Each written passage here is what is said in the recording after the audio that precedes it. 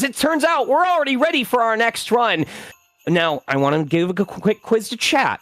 We're about to play East 9 Monstrum Nox. Now, chat, quick question. Do you know what to do when a monster knocks?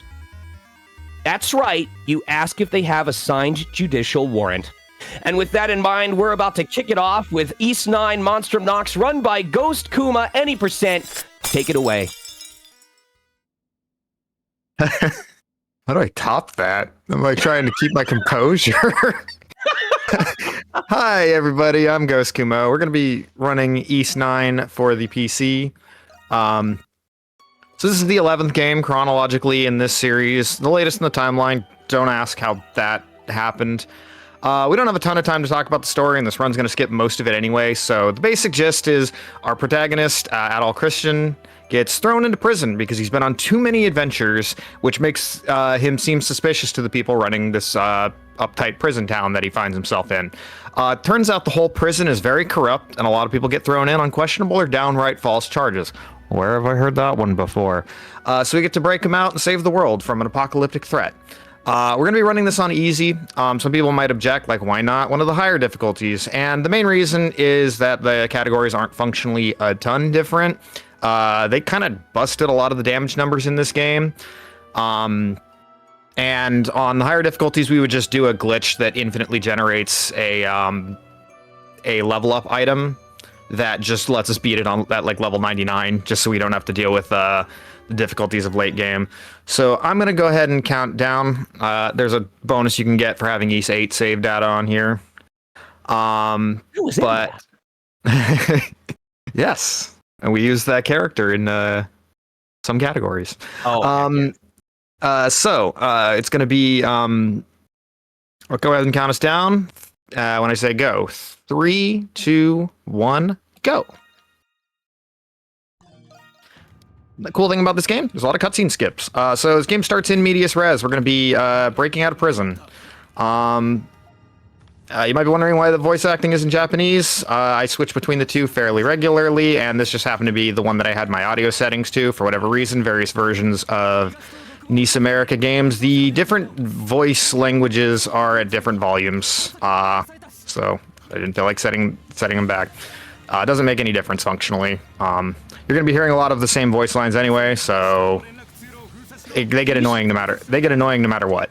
You said we were playing on easy mode, correct? Correct. You know what also is super easy? How close we are to hitting $23,000 raised for this charity. We are only $78 away, chat. We could easily hit that with just a couple of donations. And hey, while you're at it, we do have an open incentive you can contribute towards. We have an incentive open for On Guard to force Bosny to play on hard difficulty. We love making our streamers suffer for our entertainment. That's at $21 out of $250. If we donate $78 to that, we'll already be 40% of the way there. Can we make it happen? We start the game off. We can now move around and do our little attack into cancel our attack into a dodge roll. It's attack roll canceling. We are in our monstrum form here, which is in Adol's case the Crimson King, and he has the ability called Crimson Line, which whenever you see those little red indicators, I can dash to those points. We're going to be exploiting the heck out of that. Here's the first boss of the game, and one of the very few that we actually fight in this category. So I can do what's called a flash guard there, and I get a couple seconds of bonus damage and immunity to all damage duration of that little orange bar there.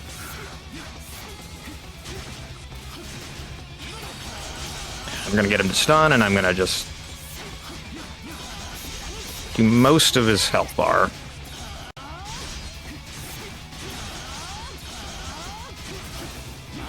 Okay, and that is the first boss of the game out of the way. We're not going to be seeing another combat section for another little while. But that's the prologue of the game. We did get an incentive met to change our weapons. That's going to be a thing that I can do in just a little bit. Please don't crash on me.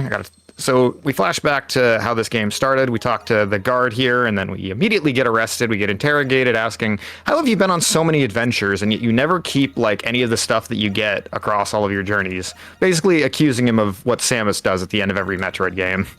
And it's enough to get him thrown in prison, which is it's funny, but like it kind of it doesn't feel quite like it's played for irony or comedy purpose in the run or in the game. So I kind of enjoy it. This whole prison's corrupt. Thrown in prison is the start to any good adventure. Yeah. I think that's what people meant when they called it the Mandela effect. Anyways, once we get to the bottom of this area, I'll be able to put on the incentive weapons, which you all graciously donated for. I did not need to skip that until after I fix the save prompt. Anyways, so Adel is very famous for having red hair, so we're gonna put on a wig, which is apparently enough to fool people. Items. And now our weapon is a skewer. Oh, see, it's the blue hair, because you gotta have blue hair. You're a protagonist. They gotta let you do whatever you want at that point. I think it's supposed to be black, but like it has that kind of blue tint to it. I'm not supposed to go there yet. So we'll just call it blue for simplicity's sake. I think that's the easiest way to start discourse on any JRPG forum is just post a character with that hair and go, is this blue, black, or purple? And then just sit back and watch 50 pages fill up. All right, so these are the horde battles of this game. You gotta kill these spawning enemies. There's a few waves of them. These kind of stink. They're like the raid missions of Ys 8, and they've not really been particularly fun in any of the games, but thankfully this is the only one we have to do.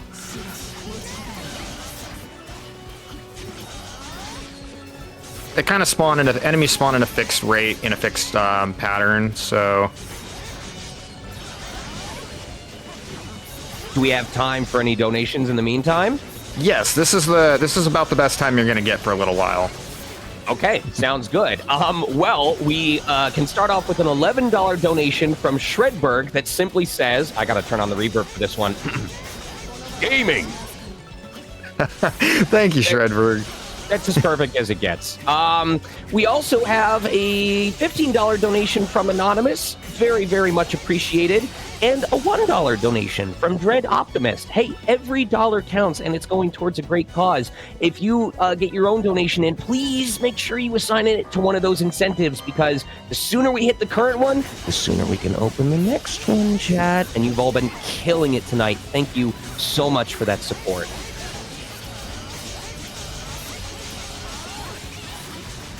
We'll get the... I stunned him before he could do his next attack, and I could get the flash guard for the more crits, but that's fine. We're kind of only dealing with very minor amounts of time anyway at this point. Anyways, we have the skewer here. And yeah, there's a zombie doggo. You really hope he doesn't aggro onto the base that you're defending, but if he does, it's like just a very small time loss. Alrighty, so that's the end of Chapter 1. It's just kind of an introduction to the Monstrums, the 5, at this point, AI-controlled party members. You're supposed to recruit them and get a posse of 6, but we're only gonna actually end up getting 1.5, and I'll explain what I mean by a half later. Because we're gonna just start breaking this game. Once we get to the, once we get out of like this tutorial section of Chapter 2 here, the game just really starts to come apart. Not long after, oops, what am I doing? The game lagged for a second there, and I'm like, it like mentally threw me off a little bit. We're gonna be,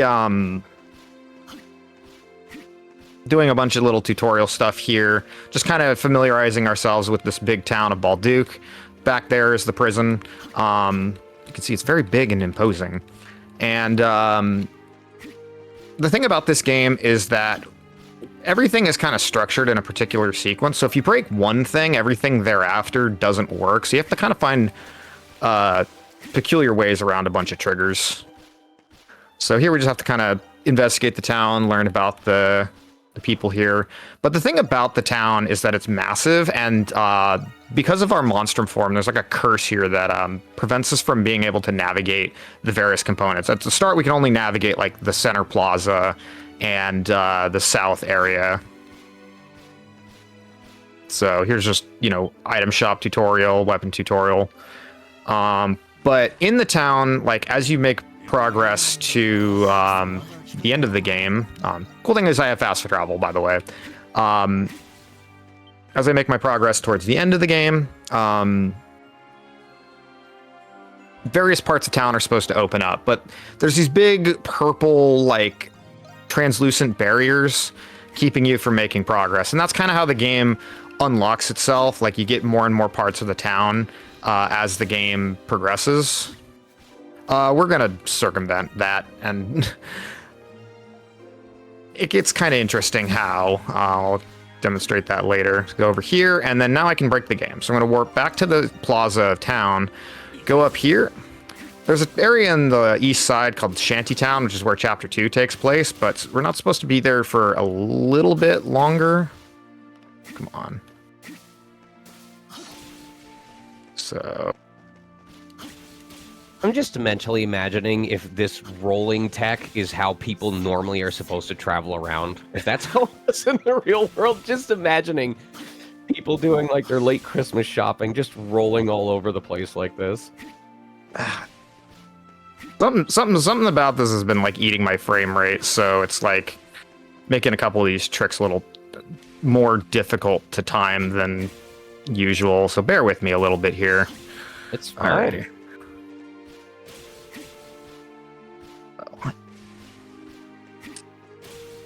Yeah, the main town of this game is kind of laggy. You want me to cover for you with a donation or two? No, actually, we'll get to that in a second. No there's going to be a series. There's going to be a series of tricks here. I'm going to make a save here just in case I mess this up.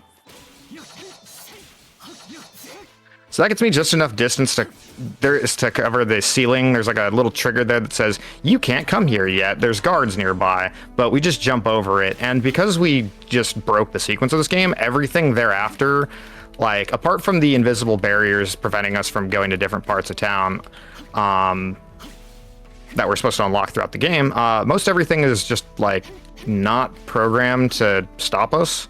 Gonna come here, kill these 5 enemies, in this like little mini alternate dimension, and that's going to get me 20 of what are called Nox. You see those in the top left. Those are going to be useful for a resource. The monstrums in this game are basically supposed to protect this town from, like, there's this alternate dimension that's like leaking out spirits that are, you know, trying to destroy everything. So we're supposed to get a party member that lets us run on walls, but since we skipped into there, we have to find another way to get through this dungeon. So I just use some kind of clever camera manipulation to get a crimson line. I'm going to do that again here. That's unfortunate. So that allows me to just crimson line through that, skipping basically half of the dungeon. Sadly, the dungeon music here, which is one of the best tracks in the game, doesn't play if we skip into it like this, but we're only going to be here for a little bit anyways, so it's not like a huge bummer, but it is a minor bummer. Oh, messed up.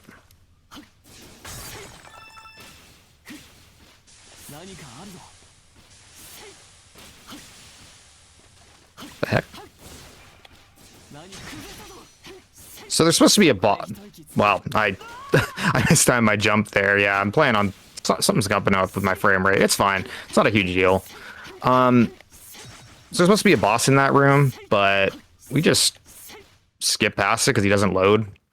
Anyway, now we're in the prison, and everything is unloaded in this area, and we're supposed to come in here a lot throughout the game. And since there's none of the, like, cutscene roadblocks that prevent us from advancing things, we can just use this as sort of like a massive shortcut to later portions of the game.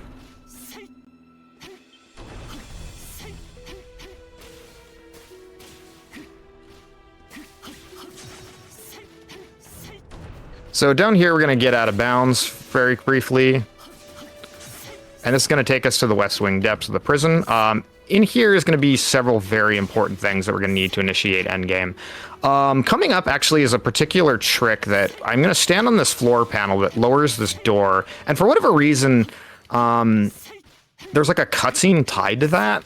And what I'm going to do is actually warp out while that cutscene is supposed to happen, and that's going to just allow me to break the game by opening the map while like I'm loading into a new area, and then it's just going to completely deconstruct everything in the main town and turn it into sort of like a debug state where like every cutscene trigger is active and a whole bunch of shenanigans are going to be doable. So you'll see that in a moment here. I am probably going to die here, but let's see. Yep. Yeah, I got blitzed by an enemy there. Unfortunate, but just a minor time loss because we did get a checkpoint here. That is also where we're going to warp to a couple times because we're going to do this trick a couple times. This is the hardest one. The two after this, like the main problem is if I spend too long here, the enemies kind of aggro onto me.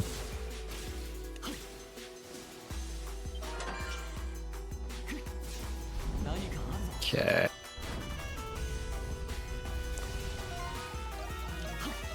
So what I'm doing there is I actually have a button bound to jump and open the menu on the same frame. And then once I warp here, I'm going to hold the map. The screen blurring there for a second is part of the glitch. Now I have access to my Monstrum form in parts of the town that I'm not supposed to have it, which are namely on the ground. So now I can just bypass a whole bunch of triggers, and we'll get to this this cutscene that's supposed to play in like chapter 5 of 8. Because we're technically in chapter 2 right now.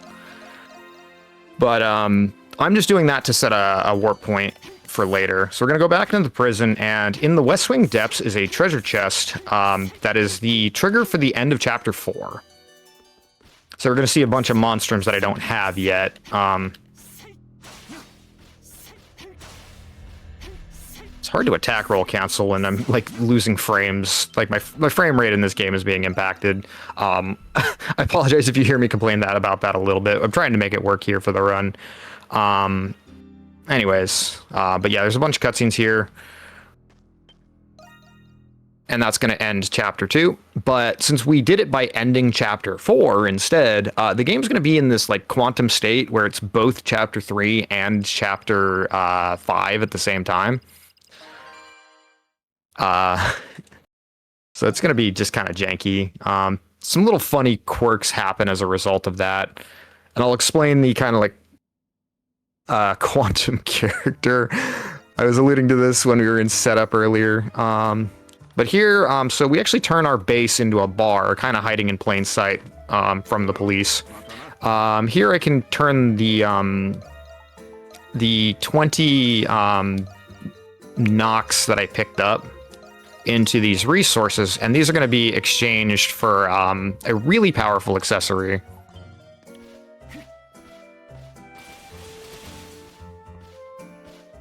Talk to the barkeep here. And we're going to get straight back to breaking the game in just a moment here. Just getting through the stuff that I need to get out of the bar, which is called the Dandelion. Okay. So I'm going to go and perform that trick once again. I'm going to warp back to the warp point I set at for the end of chapter 4.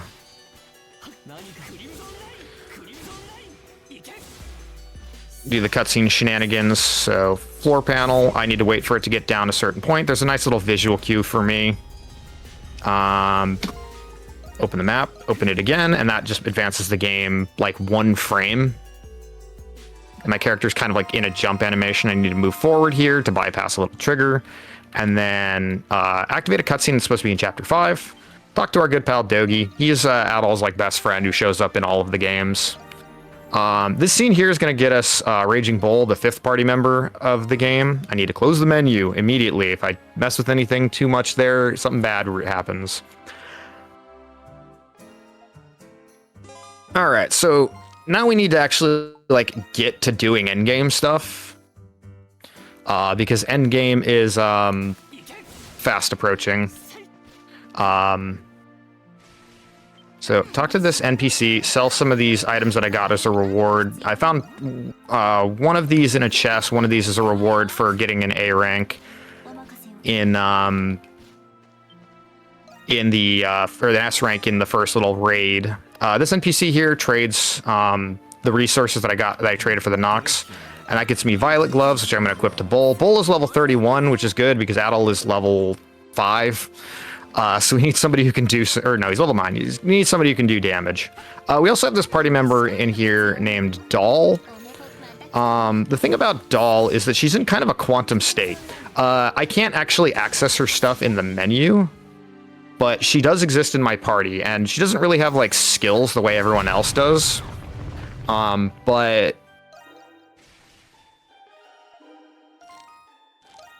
if folks have been enjoying the movement in this game so far and would like to pay it forward to those who may be waking up a little bit from now, we do have that incentive open for On Guard to upgrade it to hard difficulty. To give you an idea of what that means the player health is reduced, the enemy health is increased, the enemies are much more aggressive, so not only are they moving faster, but you gotta move faster to not take those hits.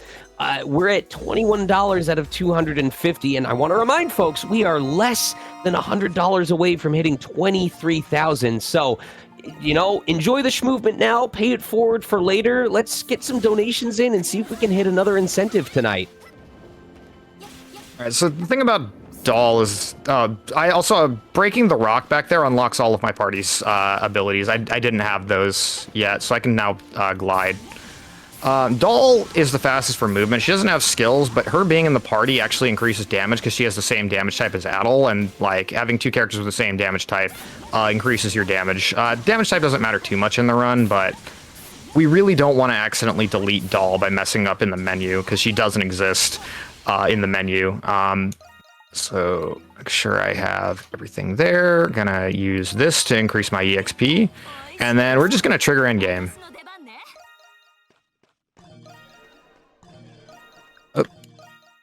Not skipping. All right. So these enemies here are in like the 70s, and I'm level 31. They're supposed to be able to destroy me, but cool thing is we have an ability called Boost. It kind of puts us into a rage mode. We can activate our special skill, but I'm not going to do that until the final boss. The big thing we're doing it is that it reduces the damage we take. Now, the thing that I traded all those shards for and the reagents that I got from it is an item called the Violet Glove, and the Violet Glove is an accessory that allows me to stack poison on enemies. So even though I'm not doing much damage to these enemies,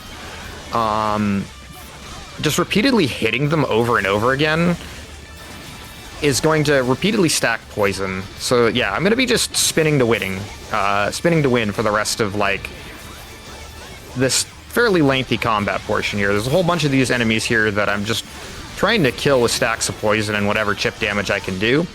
And we're going to go from level 31 to like 55.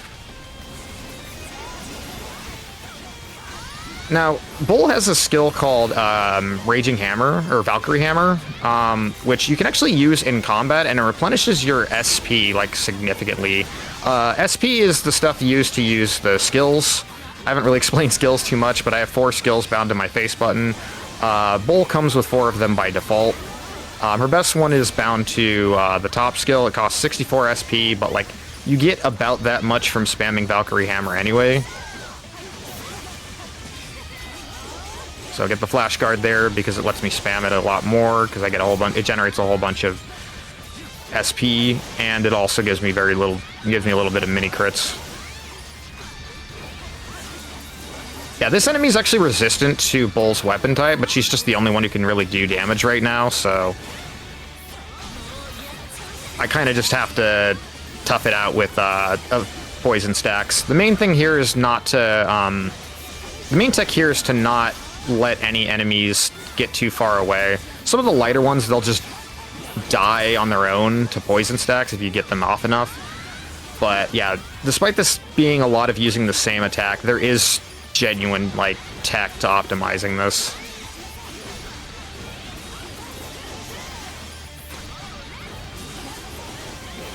Do I have time to jump in with just a quick reminder for folks? I'll explain one thing here, and then yeah, you'll have time. So there's this fish enemy here. He's like resistant to poison, which makes him by far the most annoying. So I want to focus on him, but I also need to make sure I don't neglect the other guys. Ideally, I would have I got a flash guard there. Ideally, I would have a boost at the end of this because you actually move faster while in boost. So if you see me just using that when I'm not in combat, that's going to be the reason. It's just faster to move around with, mainly in the final dungeon, which is coming up here because this is the trigger for endgame. Like, we just skipped the entirety of chapters 3, 4, 5, 6, and 7. So that's why we're here. Oops. Doing that to cancel my boost. Anyways, now we just have to worry about the fish guy here. So yeah, you get a moment. We're gonna just beat this guy, and then we're gonna just rush into the final dungeon and fight a few waves that we have to clear. Yeah, well, fans of the channel Really Really Longathon may be used to longer speed runs, but Icebreaker is being hosted by Really Really Longathon, who are also providing technical and logistics support. But RRLAT is a speedrunning marathon dedicated to showcasing speedruns of longer games and longer niche categories that tend to have a difficult time being shown off at other events. You're talking those 8, 10, 12, maybe 15-hour speedruns. Their next event is actually really, really lots of lore 7, focusing on story percent, cutscene percent, taking place. I know, like, I think about how much longer this game would be if we weren't skipping every single cutscene. But if that's something that happens to be up your alley, that event will be taking place March 30th through April 14th. That's just enough time to get through one game of cutscenes, I imagine. If this interests you, consider following the channel. Just click the follow button right there, and maybe if you start a playthrough of this game of your own, you'll be finished just in time to see it get speedrun.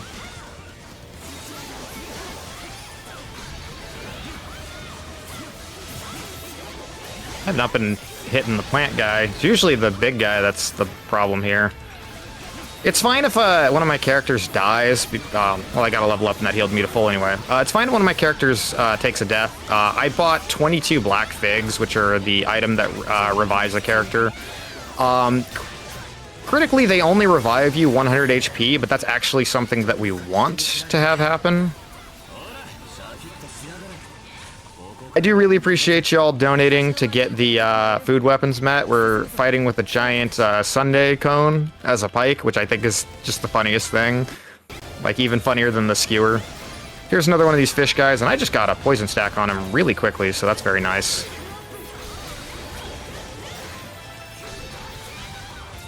Kind of have to pay attention to the minimap, because this guy loves to just blink in and out of existence. Here's my favorite line of dialogue in the game. You read in the top right. We've been through a lot together. In the dub, it's Christina V, the voice of Shantae, who says that line. Shantae actually being another run in this marathon. But she voices White Cat in the English version of this game. And it's really funny every time I hear her just be like, we've been through a lot together. And I'm like, I have known all of you for approximately 10 minutes.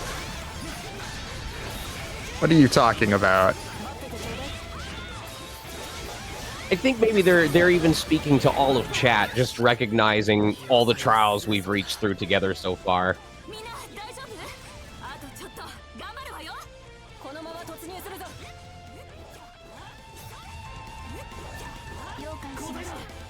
Problem with Bull is she's not very easy to attack roll cancel with. So now I can run up walls, which is going to be quite useful for this part. So we're in the Balduke Fortress of Yore, the final dungeon of the game. That took about 26 minutes, according to my timer. So we have the ability to kind of hover and glide, but I have a button bound to it's roll, or it's character swap and roll, I believe. I can't remember exactly what the button binding is, but it causes my character to kind of like briefly pause in midair, and if you repeatedly press the glide button, you can actually gain height with it and extend it far beyond what it's supposed to. We call these extended hovers. I can tell when I'm doing it well because the wings will appear for like a very small amount, like they'll appear like for an instant. So So I'm going to do another glitch here where I have, there's a Crimson Line point over there, and I have Crimson Line and Open the Map bound to the same button. Okay. I need to listen to this. 1, 2, 3, 4, 5. Save to interrupt his momentum, and then load, and I should be clipped into a wall.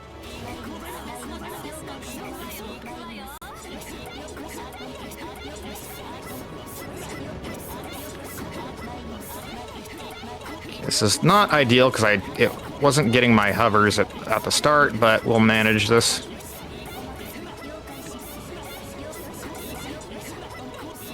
This must be what it's like when a biblically accurate angel descends from heaven. Like, this is just what you see as they approach you. Something like that.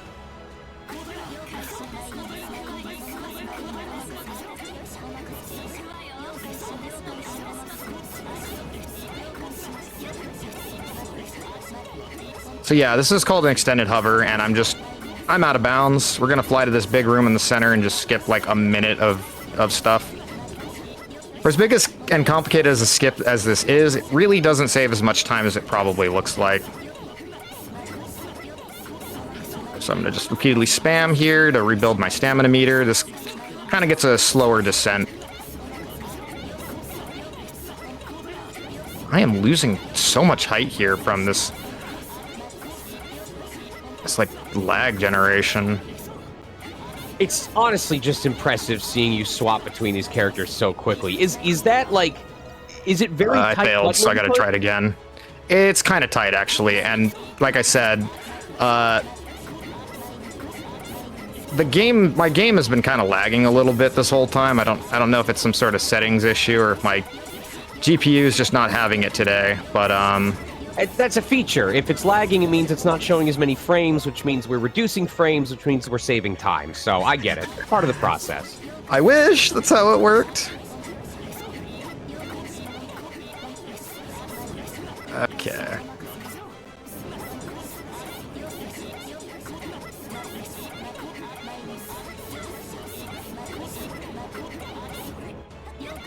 Okay.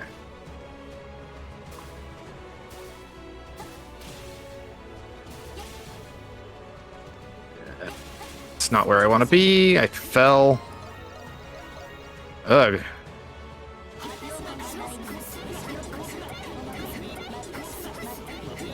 Yeah, it's not giving me the hovers that I need right now. Alright. Hate to do this, but I'll have to ask for a brief moment of serious time here. Okay. I'm just gonna save just so I don't have to repeat that again.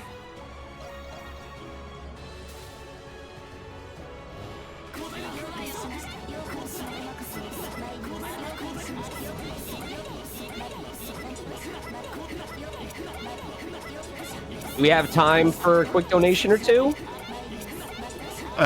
Let's hold off on that for just a second. Okay.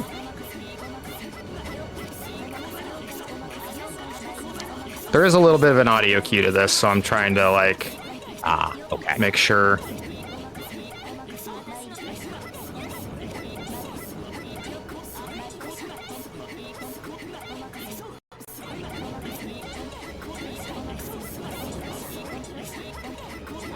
Okay, that should be it. Alright, so we clip back in. Alright. So now we're just gonna go around and unlock one wing of the final area. We go down this elevator, and in the center of the room, we need to, like, break this big ol' like, glass barrier. But, first, we need to collect a few things in here. In the meantime, yeah, I'll give you a moment to read off some stuff, Sonic. Absolutely. We have a $5 donation from Algo. Does not have a comment, but I appreciate that generosity so much. In fact, we also had a $40 donation from Anonymous that came in not too long ago. And we also have a $25 donation from Tilly Hearts. Thank you, thank you, thank you to all three of you. Just want to remind folks once again, when you make these donations, don't forget to apply them to an incentive. When you enter the amount, you can click incentives at the bottom of the page. Then the incentive you'd like to put your donation towards. I believe the one we have open right now is for On Guard, so very easy to figure out where to put it. And then finally hit the add button. You can type !incentives in chat to see which ones are currently open. And I would love to see that hit before the end of this run, and that's less than 15 minutes away.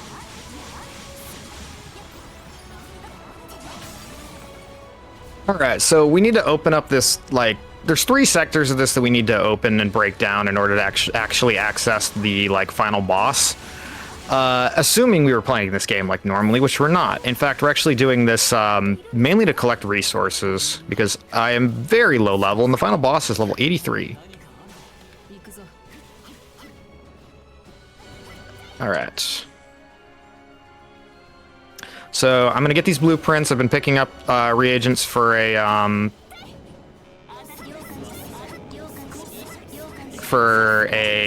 super weapon that I need to actually like have a chance against endgame. This is not the fastest way to do this, but because I'm struggling with my extended hovers, I'm just gonna do the backup way. And this doesn't lose that much time over the optimal way. Alrighty, so we're gonna warp back to the Dandelion. And down here in the basement is this kid sitting in front of a non-existent anvil in front of on a non-existent stool. He's the son of a blacksmith. We're supposed to help him out, and he would like join our little band of misfits. But in the end of the game, you can actually give him mystical blueprints, and he'll make the basically the best weapon available. Craft legendary weapon. Make sure I give it for Yufa, aka Raging Bull. And that is...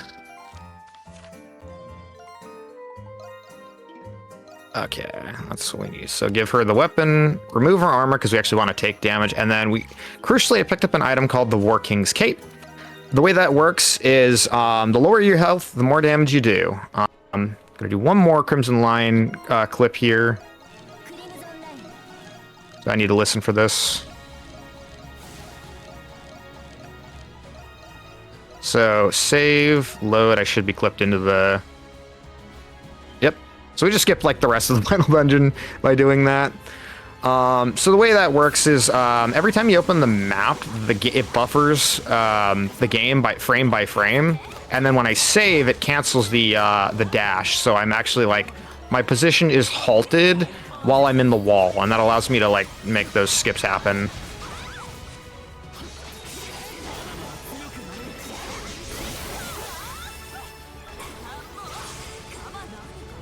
So now we're just going up to the final boss. Did that to get 1 extra level.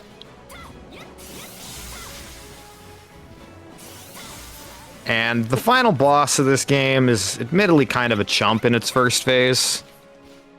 The main reason for that is can just kind of exploit some things. The War King's Cape, the way it works is the less of my percentage health, as my health goes down, my damage goes up to a maximum of 120% bonus damage when I am at 1 HP. And then it kind of scales linearly from there. And that's an extra 120% on top of the base 100%? It's plus 120%. So it's not like a 20% bonus. It is more than doubles my damage. More than double, right.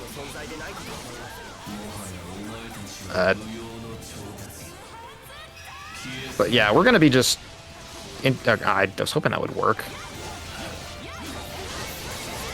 So I'm waiting for him to do it's like a 3-hit combo. Okay, that works. So we are going to intentionally be taking damage here. I wasn't supposed to boost earlier, but we got off one just to show him I mean business. Okay. Alright, so here's where we want to be. We want to be at low health, and we're going to repeatedly spam our boosts extra skill, which is going to generate enough SP to...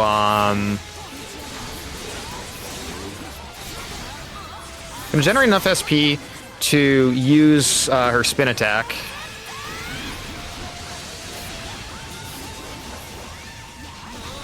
which does and gains enough boost together with Valkyrie Hammer to kind of just turn this fight into a perpetual loop. The actual thing we want to avoid is that boost gives us about 70 HP if we do it optimally. So we're gonna like start gradually doing slightly less damage. So we want to kind of keep this combo going up while keeping our health as low as possible. And if I can get any flash guards in the process, that'll be sweet.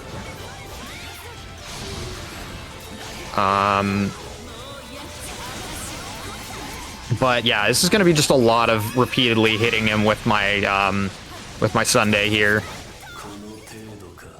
Zad, do I have time to jump in with a donation? Yes.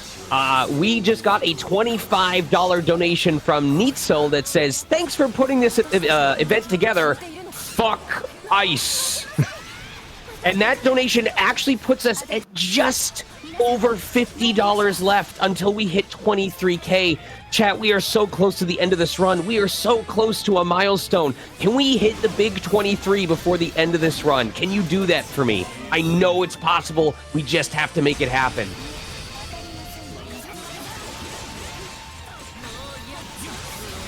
So there you saw me just...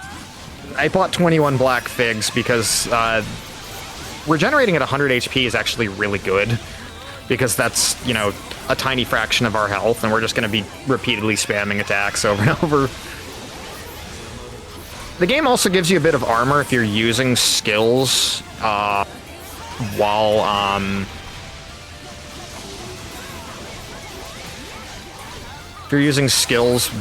an enemy hits you. So in combination with the armor that Boost gives you, which is very exploitable, I often describe this game as one of the easier East games just because of how overloaded your damage is.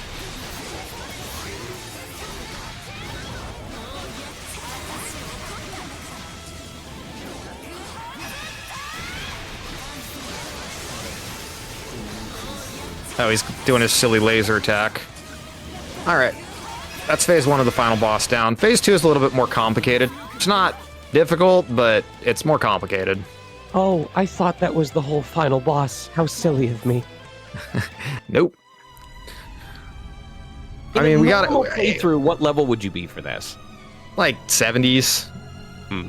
Possibly 80s. So this is Anima Ergastalum, the prison tower of forged souls. Because why not fight some allegory of a god at the end of an RPG? It's like, seems to be what you'd typically do, and you've done several times in the East series. I know there's the cliche of like, you know, find a lost cat to kill God pipeline that is the plot of many JRPGs, but it's happened in this series more often.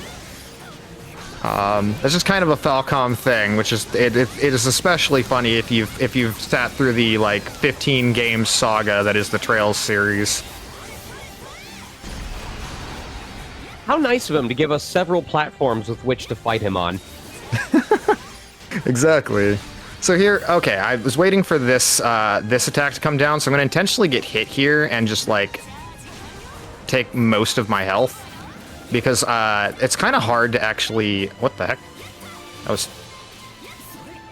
was strange. It's kind of hard to actually find good opportunities to take a lot of damage in this fight. Alright, so once that's all gone, next up is... gotta get up to this guy. I just barely didn't do enough there.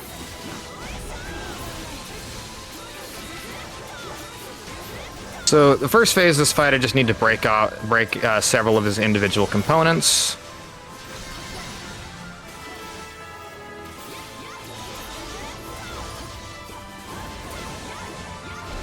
They have about 80% increased damage because of the War King's Cape. It really is like the accessory that makes late game not a giant chore. So phase 2, we actually get to hit the core of the boss. He's got these 6 spikes on his back, and we want to use... This is the only time we actually use Dahl's special ability, which is the ability to see that which was not meant to be seen. And no, I don't mean... And no, I don't mean the stuff that your older brother keeps in his closet. No, this is invisible things here. So I actually want to like just have it on long enough because I do need to have my my stamina gauge. Like, so I only briefly turn it on. I need as much stamina as possible for this guy.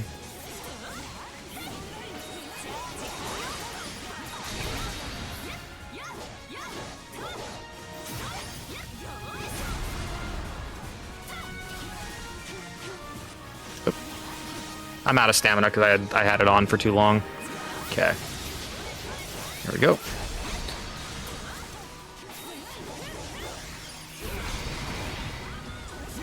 Alright, I'm gonna go just a touch overestimate. It's unfortunate, but the amount of issues I was having, I'll take what I get at this point.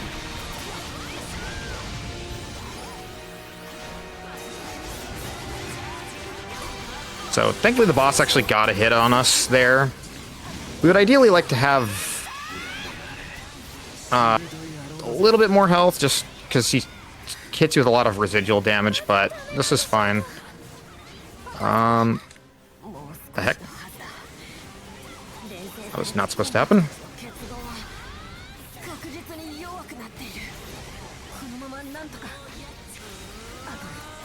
I'm just gonna hit this while I'm here.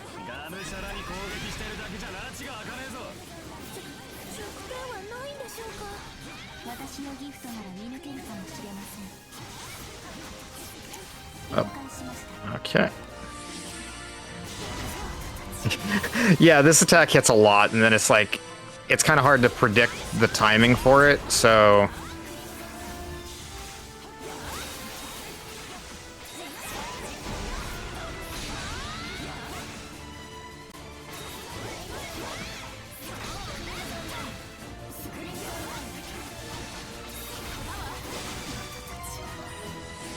Yep, this is why we bought a lot of those.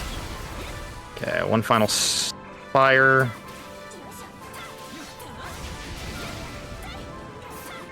See, games like this feel so cool to me, but I imagine spending 20 to 30 minutes on a fight like this and then dying and having to start over, and I collapse. I can't fathom it. Yeah. This fight's thankfully not too long on in the speedrun, right. but this is still uneasy. Yeah, like on the higher difficulties, we'd still find ways around it. It's like, it's on easy, but we are, you know, we are bridging that gap a little bit by just getting the, you know, damage, taking as much damage as we did. All right, so that's basically the final boss. It's not the end of the run. We still got a bit of a scene here. A bunch of characters from Adolf's past are all going to talk to him in his mind. And we're gonna just break this egg open. If you want to imagine this egg as being ice, we can break that. This is a little bit more metaphorical, but you know, break egg. Break egg. Anyways, once this starts to be being close to breaking, it's gonna start flashing a bunch of bright white lights. So if you are sensitive to flashing lights, that is the one thing in the game that kind of does that. So brief little warning, I'll let you know when it's done. Yeah, the unfortunate technical issues aside, we were able to get pretty much everything in this run. My gameplay was not the best, but sometimes stuff happens in marathon runs. I always have a blast running this game. It's fun, and there's a lot of really fun tech to show off. So, egg broken. Screen's gonna flash. And now we have one last thing to do. Sorry, I realized that when I said the "and" like that, it preps up a cue. No, time's gonna be in when we leave town, because we gotta say our goodbyes to everybody. 2 dogies. 2 of this guy. If you talk to any of those NPCs, it crashes the game because they're like in their chapter 5 state. Let's see what happens with this guy. Yes! Using the quantum state of there being 2 of them at once.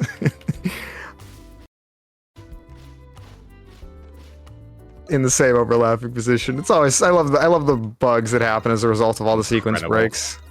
Alrighty, so we're gonna warp off to the Pendleton Company here. Pendleton being the last name of one of our party members. Anyways, there's gonna be this cutscene here, and then we're just gonna head off towards the entrance of town, and then after that will be the end of the run. So I gotta give a couple brief shoutouts here, just to get them out of the way. Shoutouts to Lost 1002, Mabo, and Zwyer. There are several runners who have had a big hand in breaking this game. Some of them before it even came over in English. Shoutouts to my good friend Jado, who has been like we call him the raging bull of this community because he just breaks it like a bull in a china shop, like every game in this series. And that's gonna be time. So GG. thanks all for watching. Apologies about going over estimate. Just some stuff happened. We can skip the credits. That'll be all for me. Stick around for the rest of the marathon. Please keep donating. It's a very important cause in these very trying times. We appreciate every one of your generous donations, all of you watching, all of you have been shouting out on social media. And I guess the last two words that I need to end the stream with are fuck ice. That'll do it for me. Take it away. Get me out of here. Fantastic ending. Yes, fuck ice indeed. Thank you so much, Ghost Kumo, for that incredible run. Listen, chat, you can take a quick bathroom break, but I've heard we are schmoving so fast that we are pretty much almost ready for our next run. So we're going to take a very short ad break, and then by the time we come back, we might be ready to move on to Muramasa. So if you needed to grab something, if you need to take a bathroom break, do it right now, because once these ads are done, we are ready to schmoove once more. I'll talk to you in just a second.